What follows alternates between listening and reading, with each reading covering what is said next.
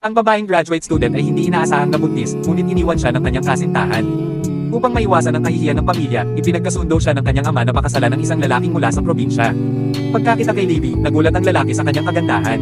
Si Leigh ay halos hindi makatingin ng diretso sa kanya, bahagyang nanginginig ang mga kamay habang nagbubuhos ng tubig.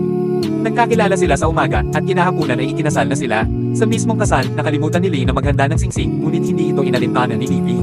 Sa kanyang puso, ang pagpapakasal kay Leigh ay isa lamang paraan para sundin ang kagustuhan ng kanyang ama. Ngunit hindi kailanman inakala ni Livy na sa loob lamang ng 2 buwan, mauumaling siya sa karisma ng lalaking probinsyano. Pagdating ni Livy sa bahay ni Leigh, agad siyang nagsisi. Hindi lang ito liblib, kundi maalikabok pa sa labas, at sobrang payak ang loob. Masiglang ipinakilala ni Leigh ang bahay at ibinigay kay Livy ang silid na may pinakamagandang liwanag mula sa araw. Matapos ang simpleng hapunan, isinara ni Leigh ang pinto ng silid, ngunit patuloy pa ring suot ni Livy ang kwintas na ibinigay sa kanya ng dating kasintahan. Kinabukasan, sinabi ni Livy kay Leigh na gusto niyang tumawag sa kanyang pamilya. Iniwan ni Leigh ang kanyang trabaho at nagmaneho ng mahigit 1 oras papunta sa lungsod kung saan may telepono. Habang nasa tawag si Livy, pumunta naman si Leigh sa kalapit na aklatan. Bukod sa recipe na hinahanap ni Livy, maingat ding nanghiram si Leigh ng 2 pang libro. Isa ay tungkol kay Sherman, na nabanggit lang ni Livy ng pahabyaw noong nakaraang araw, at ang isa naman ay tungkol sa pag-aalaga ng sanggol. Samantala, sa ibaba, nagrereklamo si Livy tungkol sa lahat ng bagay sa kanyang kapatid na babae. Tinanong niya tungkol sa kanyang dating kasintahan, ngunit ang sagot ay parabang naglaho ito na parang mula.